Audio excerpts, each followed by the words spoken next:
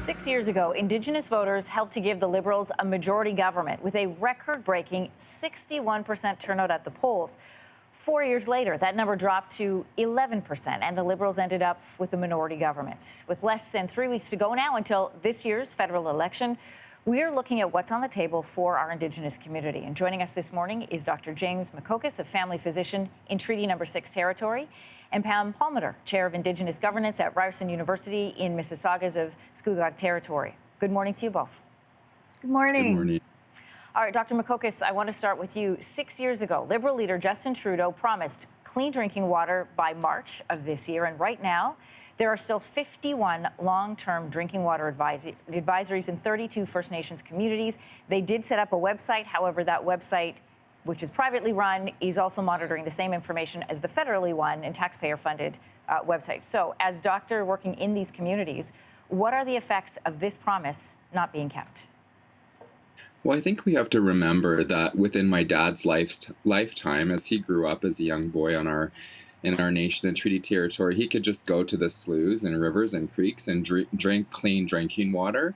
And so the fact that we are now a developed country in one of the G8 countries of the world, and that we still have our treaty partners who are supposed to have equal access to opportunities, resources, wealth, equally with our treaty partner, that we still don't have the equity and basic human rights is a fundamental issue that I would hope all Canadian voters would reflect on during this federal election. We definitely need clean drinking water, food security, to tackle poverty and all of these important issues before we can actually start talking about things that impact people's health in a very transformational way. Dr. Makokis, can you describe for me what some of those impacts are? Most of us have the benefit of living in communities with clean drinking water. What does it look like in a community where they don't have that access?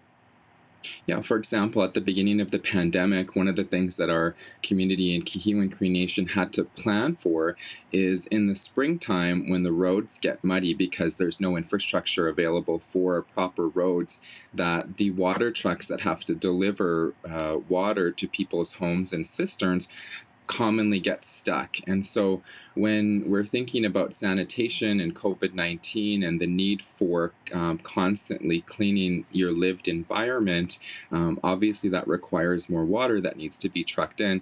And if they're constantly getting stuck in people's driveways because of the poor road infrastructure that exists, then that puts more risk for the transfer of COVID within the community that already have overcrowding, which causes COVID to flourish, as we've seen throughout the pandemic and continuing now 18 months later. Yeah, so they don't even have access to one of the basic principles of fighting COVID-19, which is to wash your hands. Hard to do that when you don't have clean water.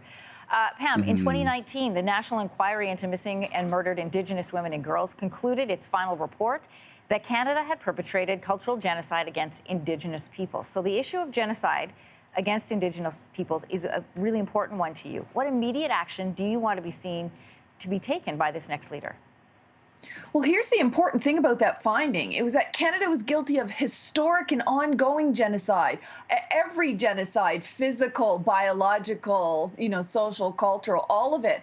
And so you see what's missing in the platforms of the major parties is what is their targeted plan to deal with the historical, which includes things like forced sterilizations, the unmarked graves, all of the kids that were taken during the 60s scoop, excluding First Nations women and children from their communities under the Indian Act, and then the ongoing, and much of it is the same. There's still forced and coerced sterilization. There's still tens of thousands of First Nations women and children excluded from their communities because of sex discrimination in the Indian Act. They've failed to compensate these kids in foster care. They've failed to address all of the issues with residential schools, which includes day schools and other schools and Indian hospitals and places where all of these atrocities have happened. We don't see a full acknowledgement of A, the genocide, historic and ongoing, and B, a detailed plan to get us out of it. How do we compensate for the past and stop it from happening in the future? Because literally it's a matter of life and death.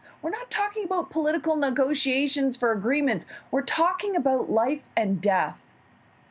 Dr. Makokis, you told our producer that federal elections are extremely contentious for treaty peoples. This is an important part of the conversation that we don't often have in mainstream media, so I'm glad we're having it today. What are the main concerns around voting for Indigenous peoples in this election? So we have to remember that as treaty people, we engaged in treaties as sovereign nations independently with the Crown. And so when we think about treaty people participating in an election that is the Canadian government election, it is a very contentious issue because we participate in our own democracy, if you want to say, with our own leaders, our hereditary leaders, our matriarchs, and now the federally imposed Indian Act system where we elect chief and council. And so in 1960, Diefenbaker introduced legislation to basically allow us to become dual citizens of this country. But first and foremost, we're citizens with our own nation. Me of the Nehio Nation, Dr. Palmater with the Mi'kmaq Nation, and etc. across the country. And so when we think about these sorts of issues, it's very difficult for a lot of treaty people to vote in these sorts of elections, which obviously impact our health and well-being and our prosperity. But what we have to remember is that we are our own nations unto ourselves, and we are still waiting for the Crown's promise and realization for us to live here equally as treaty partners. And I just want to give an example so your voters can understand this. In 1927, under the Indian Act, the federal parliament passed legislation called that effectively banned treaty people from accessing legal lawyers to represent themselves in court.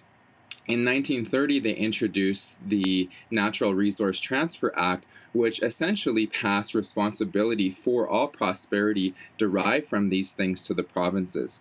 And in 1960, we were granted the right to vote. So all of the resources from forestry, mining, oil and gas, fishing, all of these things that Canada prospers from, we were neither able to represent ourselves in court to prevent this from happening or vote out the government to address this issue. And so since 1927, all of the resources that have been extracted from this country have been illegally extracted.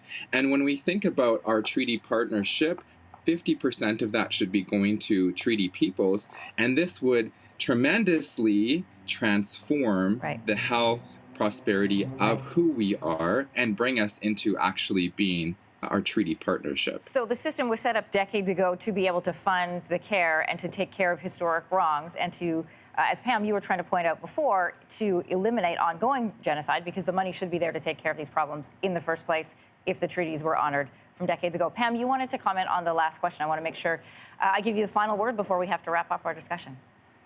Well, I mean, everything Dr. Makokis said, they have set up a system where we were denied our right to say yes or no to anything, to govern ourselves. And now that system is reinforced with military, RCMP, laws, systems.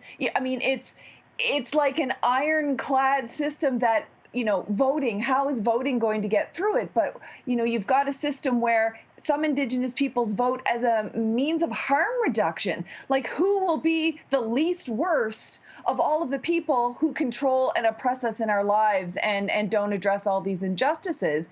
And, you know, what can you do? It's hard when we're in this colonized system. However, I think if Canadians push governments to make our relationship going forward based on a framework of human rights, based on a framework of recognizing Indigenous sovereignty and lands and resources, that we can actually make Canada a better place for everybody, including saving the planet. Pam Palmater, great to have your thoughts today. Dr. Makokis, great to have you as well. And just as a final note to what Pam was saying, in about 50 key ridings in this country, a seventh of all seats of Canada's Parliament, Indigenous voters do have the ability to profoundly affect the outcome of this election. Something to keep in mind as we are now 20 days away from voting day. Thank you both so much. Thank you. Thank you. Have a nice day. Hey, thanks for watching. If you liked this, be sure to subscribe here, or you can check out more Your Morning videos right here.